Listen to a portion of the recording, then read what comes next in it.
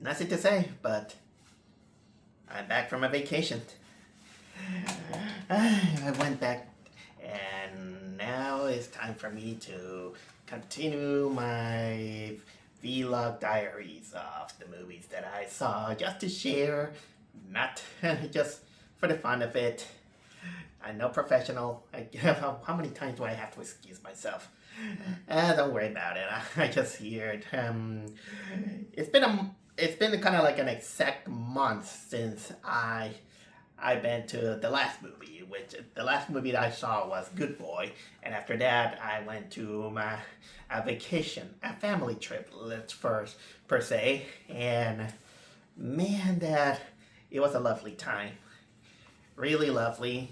I felt relaxed, I learned some stuff, and now I'm back home. But I will say that during my stay, I did manage to catch at least one movie that came in the movie theaters, and it's mostly because a family member who knows that I'm kind of like a movie buff had the courtesy to invite me to watch a movie that we were kind of agreed that not kind of, we did agree to watch it together.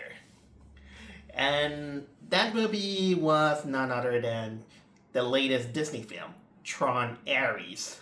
And so I know that this vlog slash review or whatever is gonna you wanna say about this vlog. You're gonna say, okay, this is a little bit too late for that because everyone already talked about it. I know, I was on vacation, but at least I wanted to let it all out and share my thoughts about it. So imagine that after watching it, I had to hold my thoughts about this movie for a long time. I had to watch a few other videos in order to refresh my memory about what do I remember, but still I can remember my legit feelings about Tron Ares. But before I go with that, I want to give yourself a little bit of kind of like a retrospective about my thoughts about Tron, the franchise itself, as well as I gotta say that my experience on an Ecuadorian movie theater. The first thing is that I do have kind of like this mixed relationship with the Tron franchise, in which I do acknowledge the first movie. The first movie, which it was kind of like groundbreaking during for its time, is a very interesting piece of media, and you can tell that there was some ambition in it, and I can see why it became a cult classic. I even got the DVD of the movie. I even have the movie autographed by none other than the guy who played Tron, Bruce Boxleitner. He a really nice guy, but I felt bad for him because the time I see him, he had kind of like difficulty on his hearing. So that's just me. But I did saw it again this year in order to refresh my memory, and I gotta say that I can see why people kind of make jokes that nobody seemed to care about the movie, or probably that they didn't watch it, because I can tell that there are some aspects of the first movie that didn't even hold up. I wouldn't say that it's because of the outdated computer lingo here and there, because I will say that it's mostly the pacing of the storyline and a little bit the way the movie's execution. You can notice that it's a little bit dry, and things can be done better. But despite that, I still like the movie because of its ambition, how it looked at. It kind of remind you how amazing it kind of looks, that the world in itself.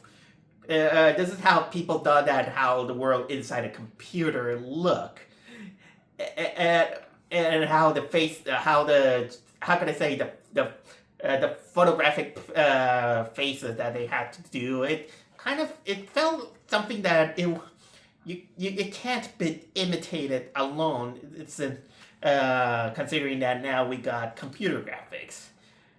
But basically, that's my thoughts on the Tron movie, which it's decent, but I can see why some things doesn't hold up. But on the other hand, there's Tron Legacy, the other movie. As I only saw that movie once on a movie theater in Canada. How funny that all the Tron movies I saw, I watched them while I was outside of the country. But here's the thing. I've been hearing a lot that people are warming up to Tron Legacy to the point that it's kind of like a cult classic.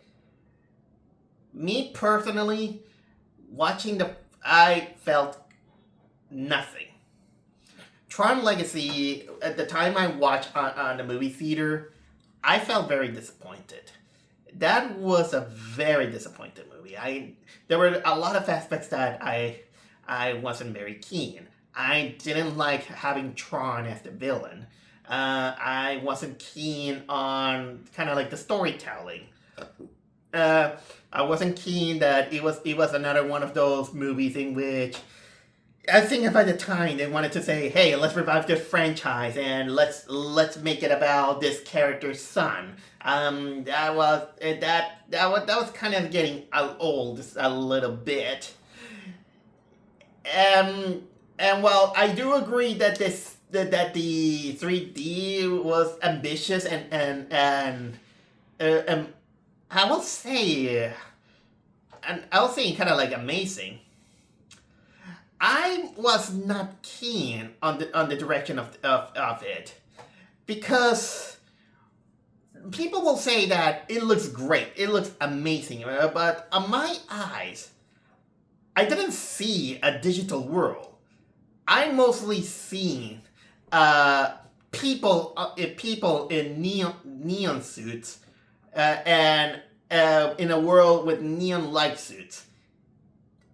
I didn't felt like I was in a digital world. I was kind of like more in a kind of like more glorified disco studio or an exhibit or something like that.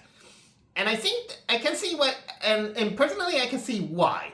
The reason is that in my mind, when I was imagining the old Tron movie, I could the photorealistic faces, they're all grayed out and a little bit pixelated and digital. It kind of had kind of like this charm and uniqueness under the signs. But Tron Legacy, while I'm aware that it wanted to showcase the updates of the time, that in which CGI became more resolute, more neon lighty, and even we don't have to go through all these statics and all this stuff like we used to imagine old computers were. I didn't felt it, and even the world felt like I wanted to go there. If I wanted something like inside a computer world, I needed to see kind of like more of that in the background, almost like Digimon when they go to the digital world or something like that. That's the best way I could describe me in my case of wow factor on a digital world. So Tron Legacy, I didn't like it, but I am possibly open to maybe if time gets me, I might watch it again and probably might reconsider But in the meantime, this is my take on Tron Legacy, which in contrast, almost at the same time, or I think it was kind of like a few months or a year after this. No, a few months. There was this Disney XD show called Tron Uprising, and if you ask me, Tron Uprising was a better story in my opinion, because for starters, they used Tron not as a villain, but actually as kind of like the mentor of the successor, who also gonna take the name of Tron. And Tron in the original was kind of like he wasn't used as much as you think about it, but he was kind of like the main spectacle on the hero journey. You see him as kind of like the rebel, the hero of the story, to the point that he became a name out of it. Even though, well, the main character is actually Kevin Flynn, but Tron was kind of like the hero that we look up to. That's how he was set up. And Tron Legacy kind of betrayed that. And Tron Uprising did indeed give a little bit more of that interesting take. It's almost weird because I'm the kind of guy who criticized Batman Beyond. But this, I don't know. I have some weird take. So that's it. And lo and behold, both Tron and Tron Legacy. No, Tron Legacy. They were both flops at the box office. And so, this is my retrospective on the Tron franchise. It slept just like any other time, and well, now we're back with Tron Uprising, which the thing just came out kind of like a few months ago, and I was like, really? Tron Ares? Alright, nothing much to say. I was disappointed by Tron Legacy, but let's see where it goes. And because Disney is now being kind of like desperate on reviving some old franchises. And honestly, I was kind of like open, because Tron was one of those franchises in which it didn't do too much. And while it doesn't kind of necessarily deserve kind of like a remake or something, maybe this is one of those where I can give it a pass. Give it a little bit of a pass, considering the new era of digital stuff. I was kind of like half, but then again, Disney made Lilo and Stitch remake. So I was discussing with a family member who was a big fan of Tron. I thought it was okay. There were some things that didn't age well, and then we agreed to go to the movies. We went to while I was in Ecuador, I went with him, my nephew, my stepbrother, and my brother, who was also there. We agreed, and we had kind of like the courtesy to go to the VIP room of the place. Very beautiful movie theater. All clean, not very big, but you can see all the how well preserved it is. And so we went to the VIP room, and I don't know if it's me or because the movie legitimately it was a box office flop, but there were barely any people in it. So but still, we had some of the best seats over there. It was a cushion. It felt very right, very big. It had recliner. We got our snacks, and best of all, when the projection started, we didn't get that lame AMC treatment in which you're gonna see like 10 trailers and you're gonna have to wait like 30 minutes before the movie goes. No, the movie start. No, the projection start. We had at least 2 commercials, One kind of like reminder of the rules of the movie theater made by a few Ecuadorians who are into filmography, saying, "Don't do that, do that, don't do that, do that." And after that, we only had 2 trailers. Just 2 trailers. We saw the trailer of Avatar Fire. What was it? Ash and Fire. And another one, we saw the trailer of what was it? Predator Badlands. And after that, the movie started. No pomp and circumstance. It just started. It didn't waste its time showcasing the movie. This is what your treatment should be here in the States on the movies. Since we already can see trailers, on the internet and all this stuff, the movies should not waste their audience's time, and start the movie right off. At least 1 or 2 trailers and a few commercials, but don't let it. How can I say? Stall for 5 minutes. More than 5 minutes at least. Oh, and by the way, I saw the movie in 3D. Even the subtitles pop out because we watched it in the original language of English, and so naturally, since I'm in a foreign country, subtitles would come out, and even the subtitles are popping out on 3D. So now that with that out of the way, how was the movie? Well, my peers, my family members, they came out satisfied. They liked the movie. On the other hand, I didn't like it. I was the only one on the families that I didn't like it.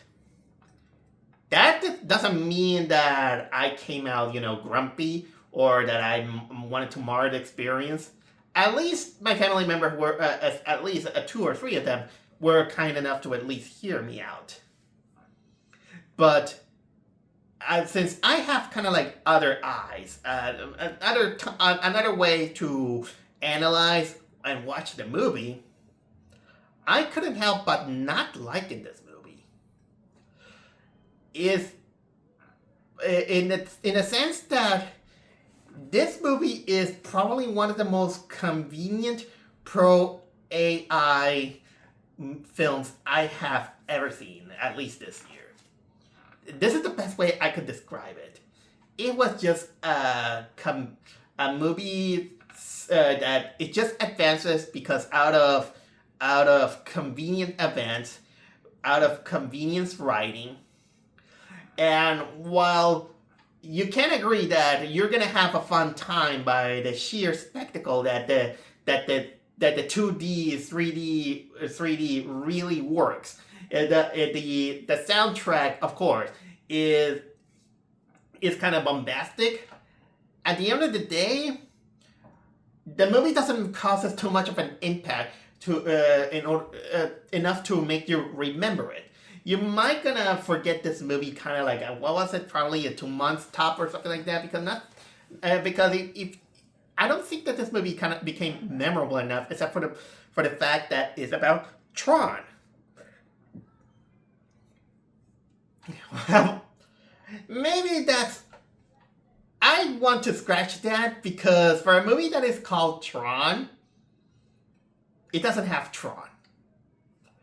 That, honestly, shouldn't have been kind of like my biggest pet peeve. A lot of people say, hey, I don't like Tron. It doesn't have Tron. It's bad.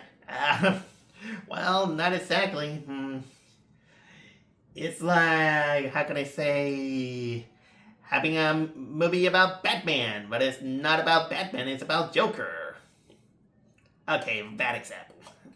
I just wanted to come up with an excuse right on the get-go.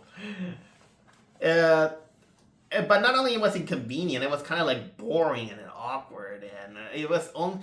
And the only thing why I think that probably people might defend it is mostly because of the sheer spectacle that is kind of and nothing much, nothing else.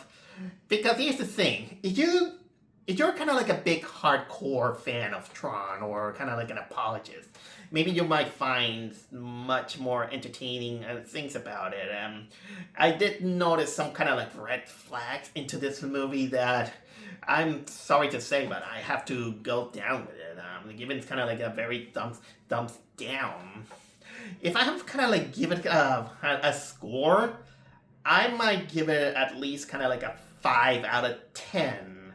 If some of those are kind of like generous to the point that, well, it may be kind of like a very disappointing movie. It's not kind of like exactly the worst thing I have ever seen. It's just pretty bad, disappointing, and some people kind of says that this movie is compared to Madam Web, but I honestly, I wouldn't go that far. Madam Web is deplorable in the sense that it shows a lot of incompetency.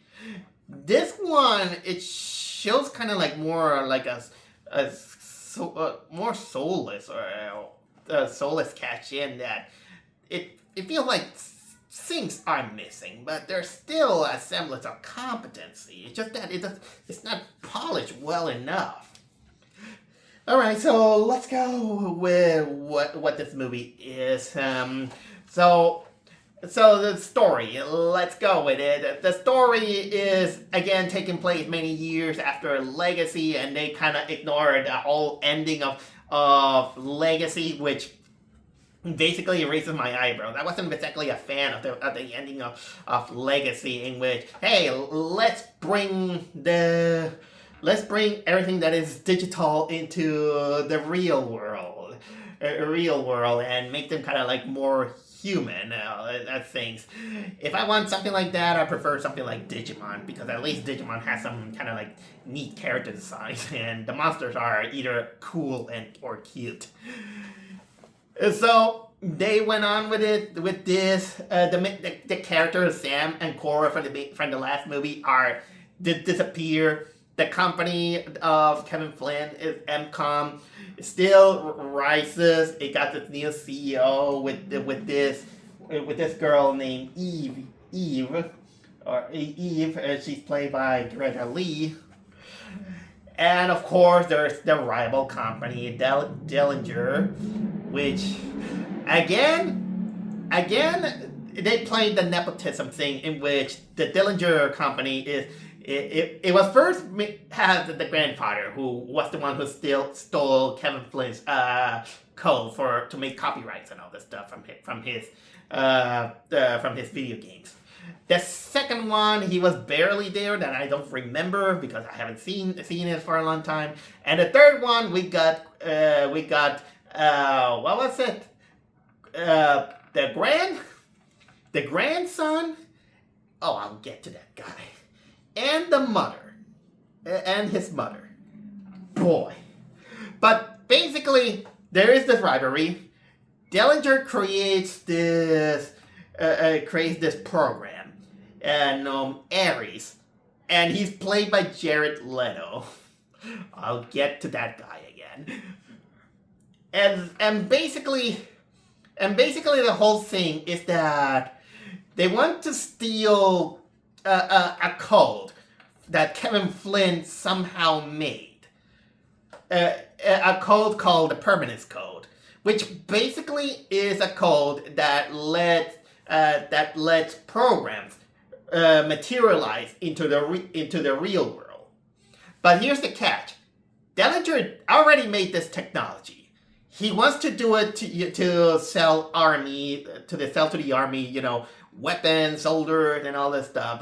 But unfortunately, these programs and anything that comes out of this glorified 3D printer, they only last 29 minutes.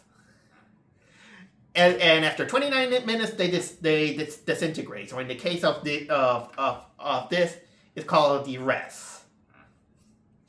which this is where we jump with the Greta Lee character Eve, where she's basically the CEO of AMCOM, and because she has kind of like lost sister issues, he wants to make the Permanence Code in order to apparently cure cancer, make more food, all this what was it, humanitarian acts for it. And because she is closer to Kevin Flynn, she perfects the what was it, the Permanence Code.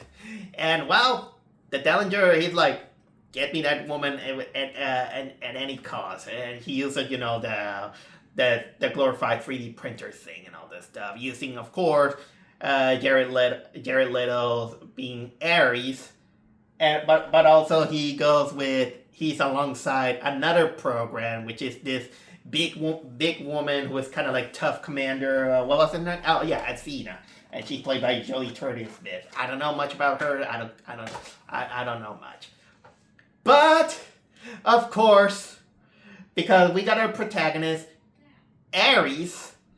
He somehow warms up and gets feelings for Eve, and he becomes rogue, and he wants to protect her and all this stuff, and then of course shenanigans happen, and so that's basically kind of like the story, in which it's kind of like get the MacGuffin, so we're gonna perfect it. And this also brings kind of like many questions, in which if 29 minutes is enough for having all these people, all these programs to go into the real world and all that stuff, wouldn't that mean that this is what happened to Korra in Legacy? That's one of the few questions. Or maybe she already had the Permanence Code. Whatever. I'm just drawing scraps out of it.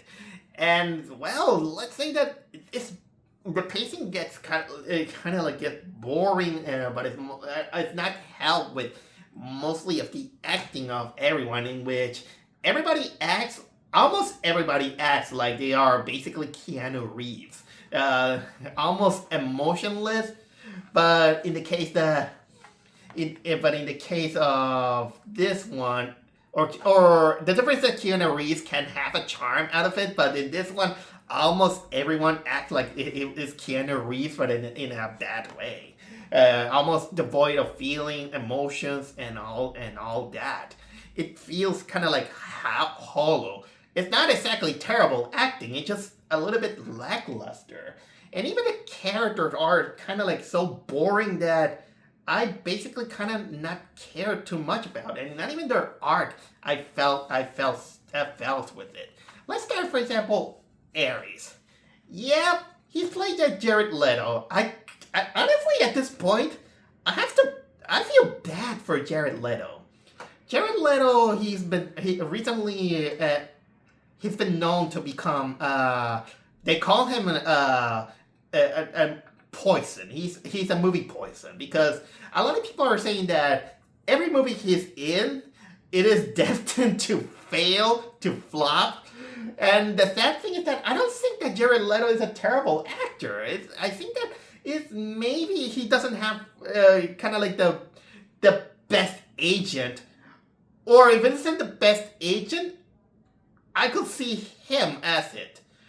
And it didn't. I think that everything started with his terrible acting in Suicide Squad, in which he gave the worst Joker impression ever. And after that, well, I haven't seen him much about it. Oh yeah, I forget. How can I forget Morbius?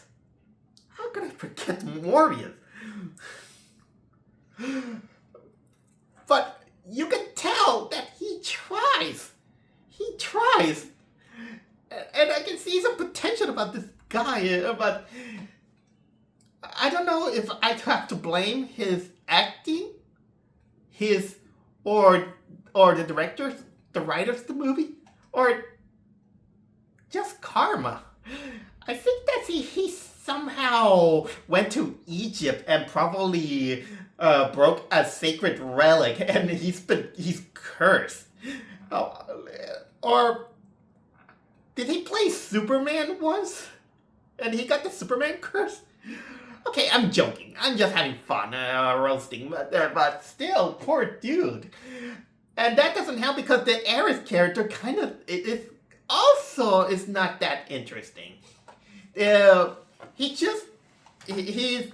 I mean, I kind of like the angle that he's basically a bad program from the Dellinger company, but the way he kind of goes rogue, it felt very convenient out of nowhere. It's almost like the reason why he kind of became rogue is because he creepily read all the data of Eve saying that, hey, she did this, that, and all this stuff. And for a few minutes, like, wow, she's good.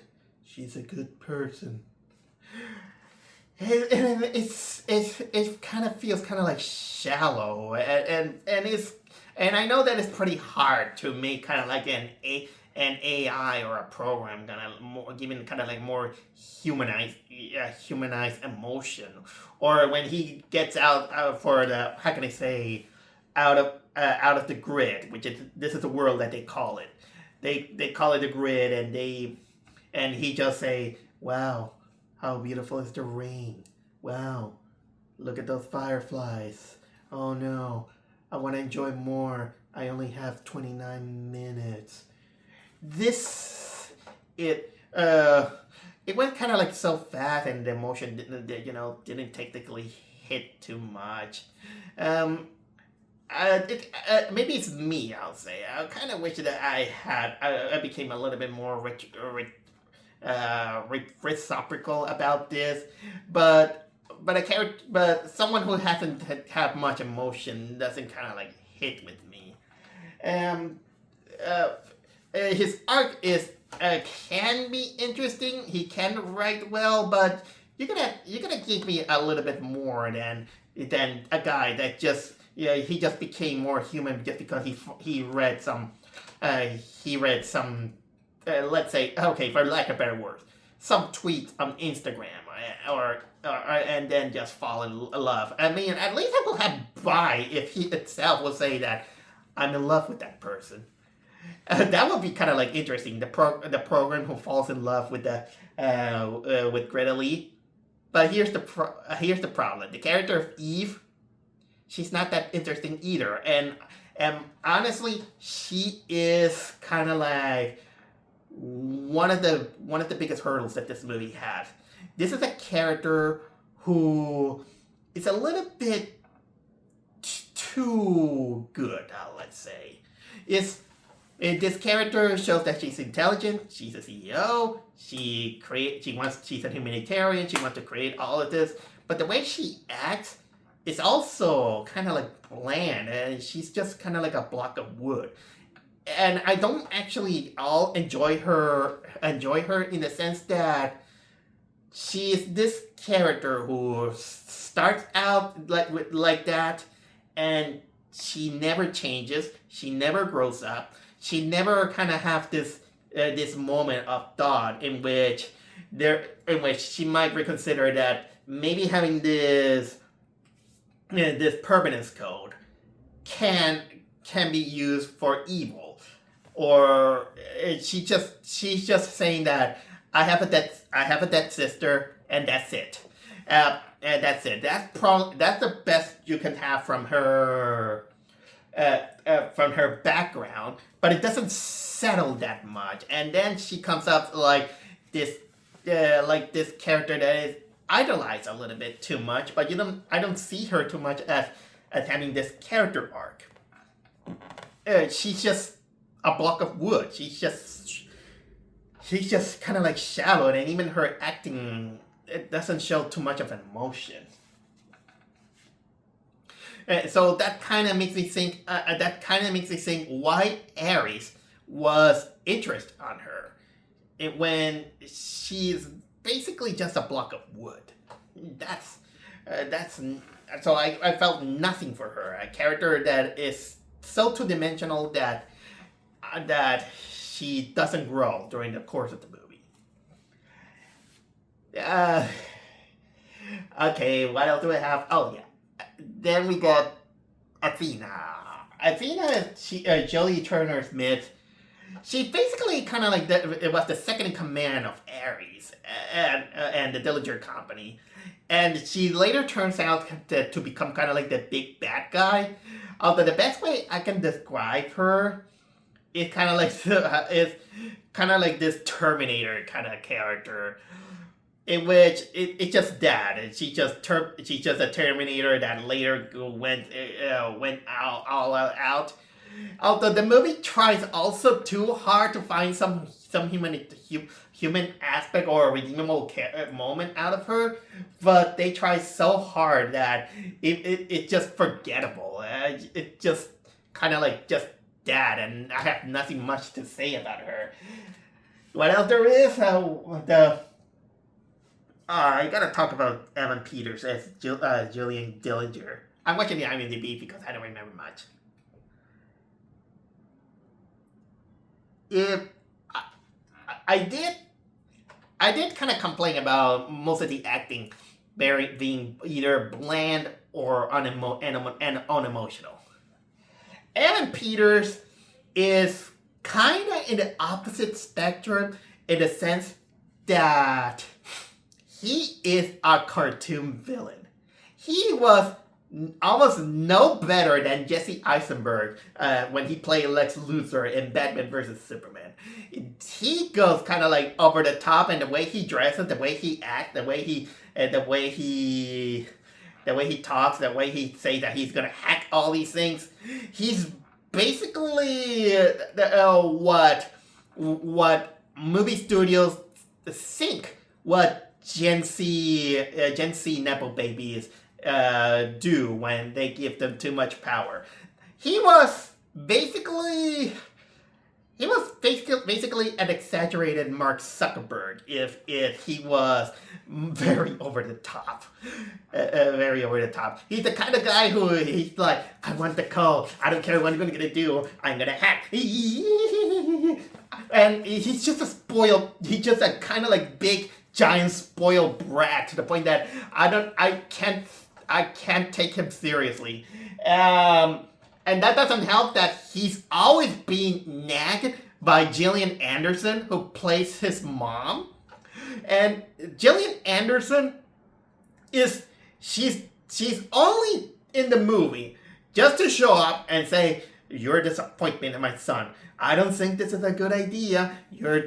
What are you doing? This is a bad decision. You're an embarrassment. Blah, blah, blah. This is what I'm talking about, how a little bit cringe kind of get those moments, because it kind of goes a little bit in the easy route by saying that, okay, military bad, corporate bad, yeah. And then we got, of course, All Saint Eve, who she's gonna make this Permanence Code in order to bring humanitarian cause and all this stuff. And because we're talking about technology, programs, AI, and all this stuff, it really sounded like this movie wanted to give itself an excuse to AI, artificial intelligence technology, in which, but it went a little bit too pro. And I kind of like better movies in which it showcases kind of like the two faces, but it doesn't go kind of like that way. It just kind of felt like a very black and white mentality, especially because AI is now being kind of like in the debate in whether it's making good or bad. So I think that having this subject is a little bit too early. Man, did I jump ahead on talking about the themes and all that. Okay, there were some other characters, like for example, Eve's comic relief guy who is just there, just making some lame jokes. There's also the kind of like the bearded guy who he apparently promotes something like a Twitch.com Expo video game con thing in which I want to nag something because that makes me kind of like very angry. At least, well, not angry, a very nitpicky moment at the start of the movie in which they talk about the games that Kevin Flynn made, and they say, "Hey, we got Kevin Flynn made Space Paranoids and Tron," and I was like, Tron, the light cycle game. The life cycle game in universe wasn't named Tron. It was kind of like life cycle or something like that, but never they call it Tron. So okay, so those are kind of like the gist of the characters, and now I'm gonna talk about the cinematography, in which again I'm not gonna deny that it's a visual spectacle. The music is passable but still forgettable, but again, I am not a fan of it because it's boring. As boring as they took the worst aspects of Tron Legacy on how it looked. I did complain. I did not complain, but I did remark that I wasn't too keen on Tron Legacy's visual aspect, in the sense that I didn't feel like I was in a world of data, because everyone is just dressed up like with this neon suits or everything, compared to the original, in which you can see that there was more elaboration on how they look, and even the faces that they made the extra effort to make it look gray and real, and this shows ambition. Unlike Tron Legacy, on which it just put them in neon suits and that's it. And the same goes there. They have people just on neon suits and that's it.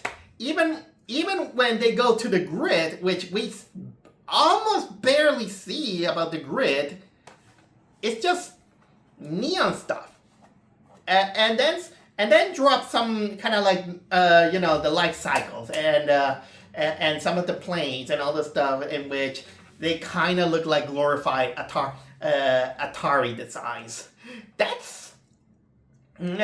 So I felt like, and even for this day and age, in which a lot of video games are more elaborate in their CGI designs, and unless you go indie and simplistic, it didn't feel that it worked. I didn't feel like it worked. All these neon suits, it's just, I didn't felt it. But the worst offender comes almost by the end of the movie, and you know what? I don't care if I spoil too much, because at this point, people already seen it. It's when Ares goes to the old computer, where this is where the nostalgia bait goes, where he goes into the 80s computer world, in which somehow it kind of is still functional. He sees the bit, the thing that goes, yes, no, because of fan service. This is where they also, this is also they get the nostalgia bait, where they hire, what was it, Jeff Bridges to reprise his role as Kevin Flynn, even though the guy, as far as I can remember, the guy died in the last film, and now he's kind of like a program or something like that, so somehow it's just there, and now kind of like a godly thing. But where I was going to is how bad of a bad job they made to imitate the aesthetic of the first movie. I mean, in the surface, yeah, the CGI is there to make it the imitation, but unfortunately, they haven't paid attention, in the sense that they have to have the face kind of like photo impose. The photo imposition, because it was a hard task to make all the faces. You just see how the making of Tron, the original. Most of those faces were photographed and then imposed and filter and all this stuff and give kind of like this sensation. It's hard work, but unfortunately, this one doesn't feel like this because they say, okay, let's make some filters here and there and to make them a little bit more grayed out. But I notice how it doesn't have that feeling. You can see the kind of like this, just a face with a filter instead of the photo stuff. If there was a kind of like a little bit more ambition to this, maybe they could imitate at least even in this old school days, but it will take more time, and I don't know if it's gonna be kind of like a bigger budget, but at least I will believe that that there was some kind of genuine love to that. So no, it didn't work.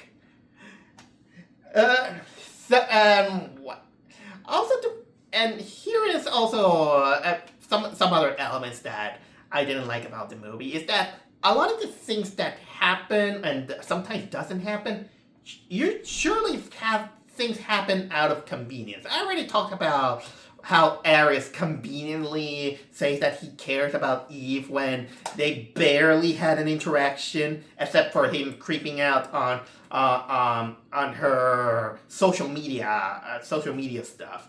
That's kind of creepy. I gotta say, and a little bit kind of like disruptive.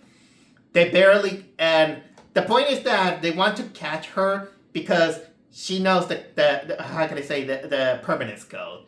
Then we had kind of like this very boring chase scene with the life cycles materializing into the real world.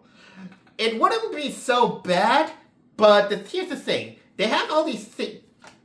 They have these motorcycles, having giving all these neon laser lights in order to that can even cut through a cop and all this stuff. And they go through this very lengthy chase scene, but you barely see kind of like a collateral damage. Everything feels safe.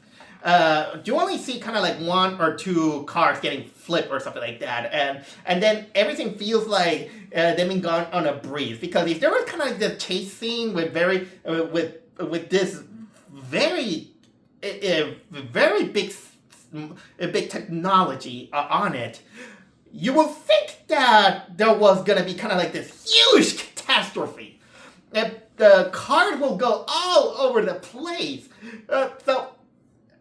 So it wasn't too exciting. It was just boring.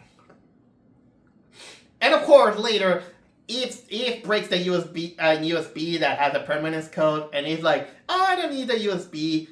Your permanence code is in your head."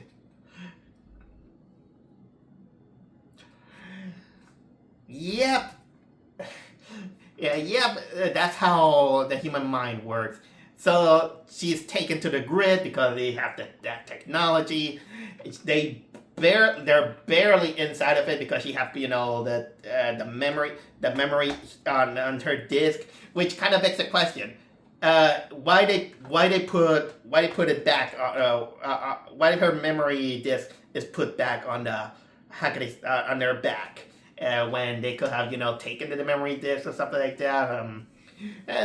Kind of like dumb stuff. They get out.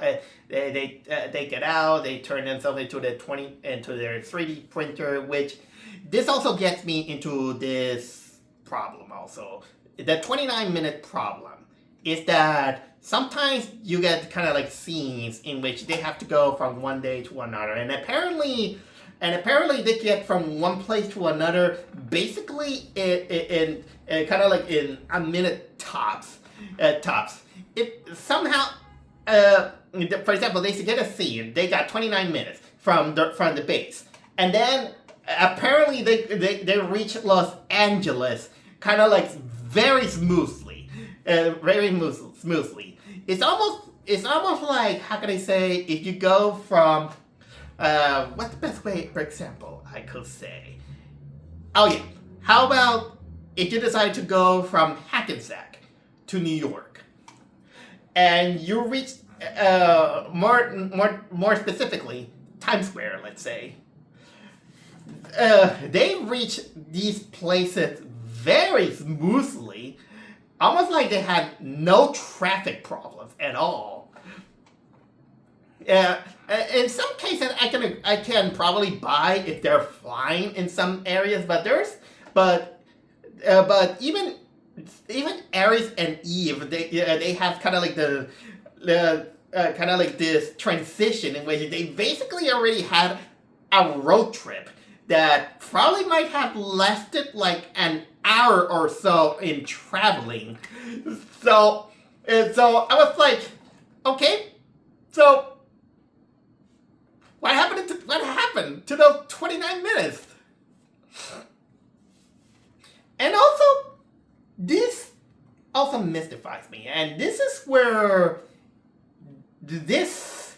is where everything kind of makes me feel like I'm not caring for even the programs. Is that they go out onto the real world.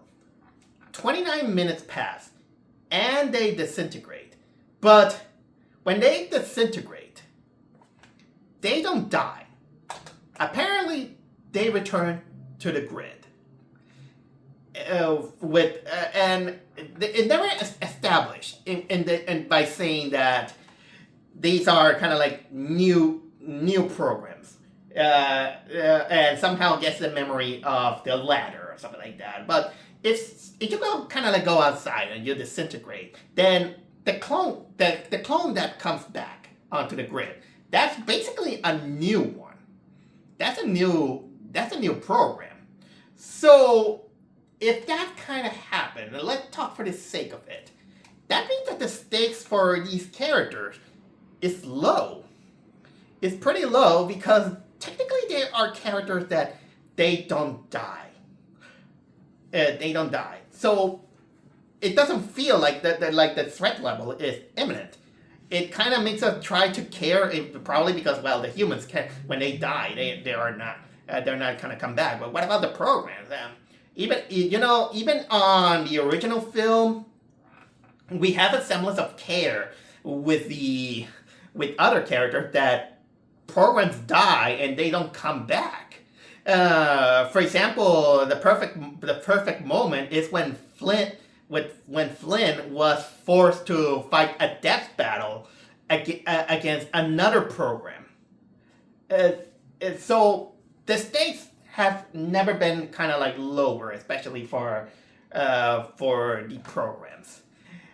And also there's some solution that also comes out of convenience. There's kind of like this moment in which Eve is getting away from Athena, and when she's about to kill her, apparently the sprinklers turns on, and she's like,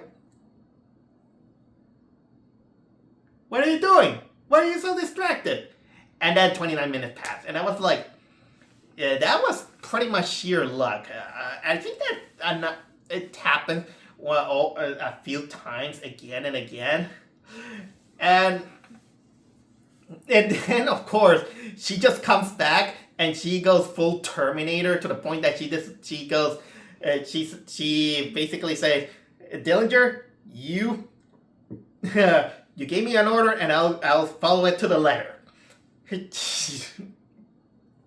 And she only brings one of those planes with a lot of an army and all that, and causes kind of like this big havoc on the real world. I kind of expected a little bit bigger, but I don't know. Things happen. Ares, then because he gets the Permanence Code, now he can stay under the real world. His red suit turns blue. Oh yeah, I forgot to mention about the memory disk. Is that I got a little bit of a nitpick that Ares' disk is triangular, with a few, which kind of makes me beg the question if this could work as a chat grub. I mean, I know that I'm drawing straws, but get me on this. So basically, yeah. How can I say? Athena's defeated. Eve become kind of like the apparently the Nobel Prize of Science, and Ares is like, "Hey, now I'm living it. I'm off." And of course, our villain, Julian Dillinger. His mother was killed because of Athena, and while her mother said that you're a disappointment, he was going to be arrested, but he's like, "Screw you guys! I'm going into the grid." And then, of course, they wanted to make how can I say?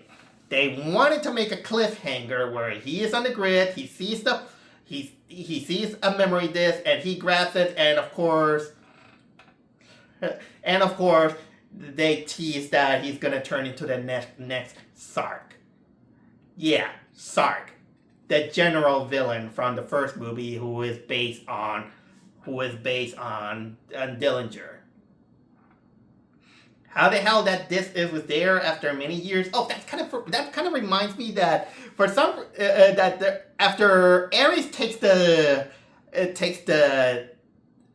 Permanence Code, somehow, because this movie is full of convenience, he just materializes himself using the ray gun from the old movie, who somehow it is on the abandoned Flynn arcade studio, in which for many years apparently is there.